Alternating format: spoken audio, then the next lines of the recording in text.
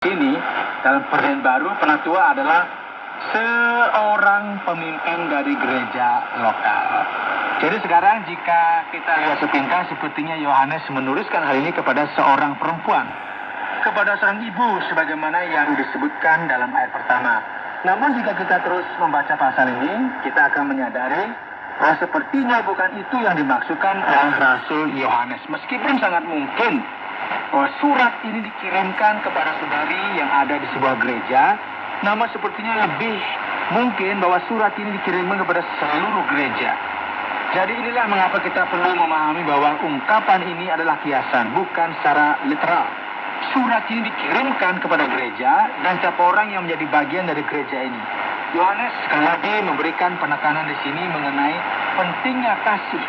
Dia berkata, yang benar-benar aku kasihi. Bukan aku saja yang mengasihi kamu, tetapi juga semua orang yang mengenal kebenaran.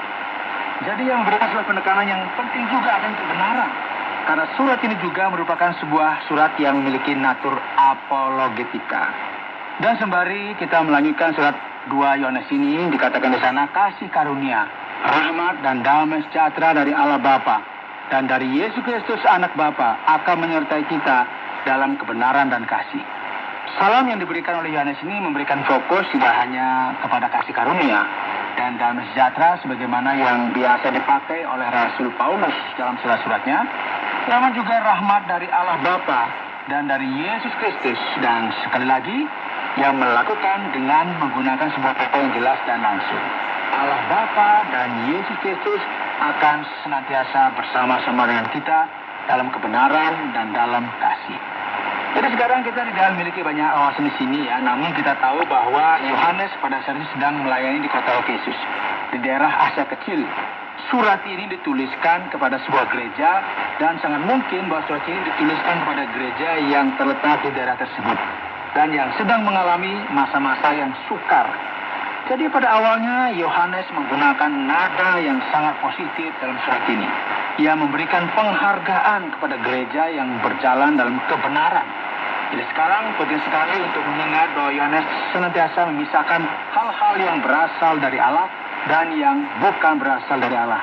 Mana terang, mana gelap. Nah, kita telah banyak melihat hal ini dari suratnya yang pertama. Jadi Yohanes memberikan penekanan hal ini dan kemudian melanjutkan dan juga berurusan dengan masalah-masalah yang perlu diatasi dalam surat yang kedua ini. Ya, kemudian berkata, aku sangat bersuka cita bahwa aku mendapati bahwa separuh dari anak-anakmu hidup dalam kebenaran. Ya, ini merupakan sebuah referensi dari anggota gereja sesuai dengan perintah yang telah kita terima dari Bapa. Hidup dalam kebenaran yang dituliskan di sini berarti selaras dan menuruti ajaran doktrin Injil. Namun ini juga bisa berarti memiliki sikap moral dan etika yang berpadanan dengan ajaran Injil.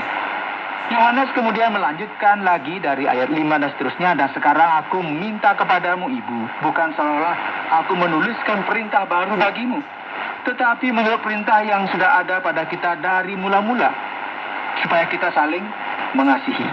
Yohanes kemudian melanjutkan lagi dari ayat 5 dan seterusnya, dan sekarang aku minta kepadamu ibu, bukan seolah-olah aku menuliskan perintah baru bagimu, tetapi menurut perintah yang sudah ada pada kita dari mulanya, supaya kita saling mengasihi. Saudara, Yohanes sekali lagi berbicara mengenai kasih yang merupakan sesuatu yang sudah ada sejak mulanya, dan referensi ini juga mengingatkan kita kembali akan pertanyaan mengenai kasih sebagaimana yang kita bisa temukan dalam perjanjian lama dan yang telah didefinisikan ulang secara spesial oleh Kristus melalui teladan yang telah Ia berikan. Dan inilah kasih itu, yaitu bahwa kita harus hidup menurut perintahnya. Dan inilah perintah itu, yaitu bahwa kamu harus hidup di dalam kasih sebagaimana telah kamu dengar dari mulanya. Apa yang kita bisa lihat di sini, saudara, merupakan sesuatu yang sangat menarik. Karena kita biasanya berpikir bahwa kasih secara esensial merupakan sebuah perasaan yang kuat. Namun di sini Rasul Yohanes memberikan fokus akan kasih ini sebagai sebuah tindakan, yaitu ketaatan kepada Allah. Nggak mungkin kita benar-benar mengasihi Allah tanpa memiliki sikap dan keinginan untuk memahami ajarannya, mengikuti teladannya, dan mentaati perintahnya. Jadi bertolak belakang dari perpecahan yang disebabkan oleh karena kelompok para bidat ini, perintah ini memberikan fokus kepada orang-orang yang hidup bersama dalam sebuah harmoni.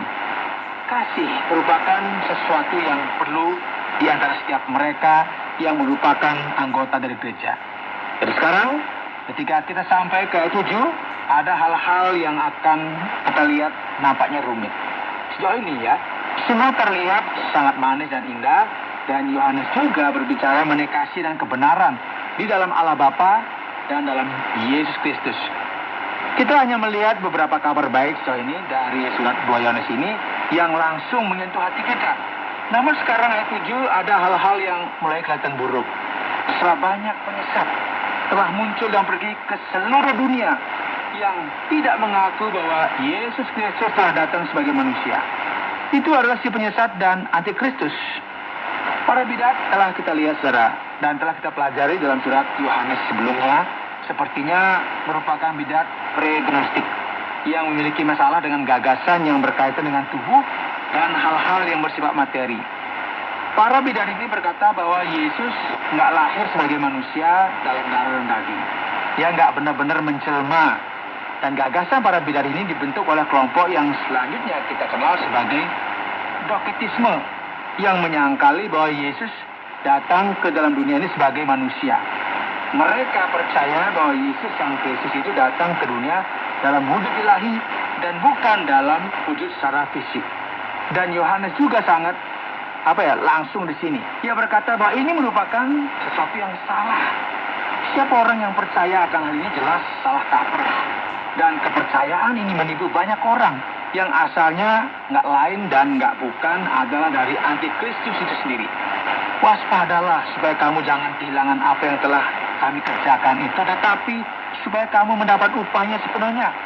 Siapa orang yang tidak tinggal di dalam ajaran Kristus, tetapi yang melangkah keluar dari situ, tidak memiliki Allah. Barang siapa tinggal dalam ajaran itu, ia memiliki Bapa maupun Anak. Saudaraku, kita perlu menyadari dan memahami sesuatu yang sangat penting dalam kehidupan kita. Ada saat di mana kita harus berkata tidak. Seringkali kita terbiasa dengan sopan santun dan ramah kepada orang lain, mencoba untuk melakukan yang terbaik, untuk bisa bergaul dengan setiap orang, disukai oleh setiap orang, namun kita nggak bisa senantiasa seperti ini. Terkadang kita nggak bisa menjaga sopan santun seperti pada umumnya, dan berkata iya bagi setiap orang. Jadi sekarang gagasan yang kita miliki di sini mengakibatkan masalah dengan setiap orang. Namun kita perlu memahami bahwa terkadang jawaban dari semua ini adalah tidak. Sebagaimanapun kita ingin untuk berteman dengan seseorang, bersahabat dengan mereka, namun apa yang salah haruslah salah. Setiap orang yang nggak ikut ajaran Kristus, yang lari ke arah lain, yang akhirnya keluar jalur, bukan merupakan milik Kristus atau milik Allah. Orang ini sudah jauh dari Sang Bapa. Jikalau seorang datang kepadamu dan dia tidak membawa ajaran ini, janganlah kamu menerima dia di dalam rumahmu dan janganlah memberi salam kepadanya. Firman Tuhan sangat jelas, saudara, dan sangat keras di sini. Dan terkadang kita berpikir, ya ampun, mengapa Rasul Yohanes menyampaikan hal yang sedemikian keras ini? Penting bagi kita memperhatikan bahwa gereja pada waktu itu merupakan gereja rumah yang berpindah dari satu rumah ke rumah yang lainnya. Anggota gereja berkumpul di rumah jemaat secara bergantian.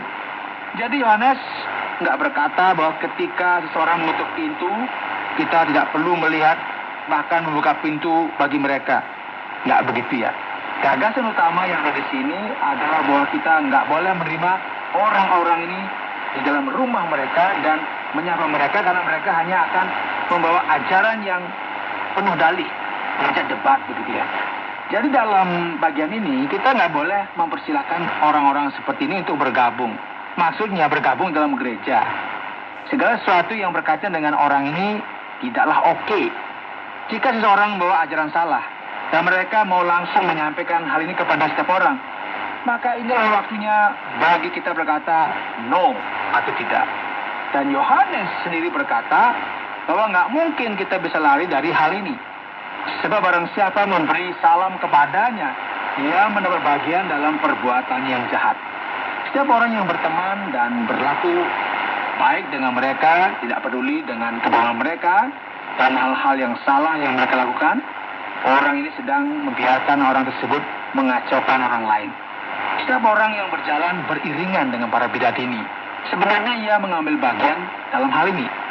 Jadi inilah mengapa Yohanes berkata, sungguh pun banyak yang harus kutulis kepadamu. Aku tidak mau melakukannya dengan kertas dan tinta, tetapi aku berharap datang sendiri kepadamu dan berbicara berhadapan muka dengan kamu, supaya sempurnalah sukacita kita. Salam kepada kamu dari anak-anak saudaramu yang terpilih. Nah, referensi dari saudara yang terpilih di sini terdengar sedikit aneh. Namun sebagaimana yang telah ditulis dalam ayat pertama, kita nggak boleh menerjemahkan hal ini secara literal. Sepertinya ini merupakan sebuah referensi berhubungan dengan gereja dalam kacamata Yohanes. Ia sedang bersama-sama dengan anggota gereja mengirimkan salam kepada gereja yang lain. Dan demikian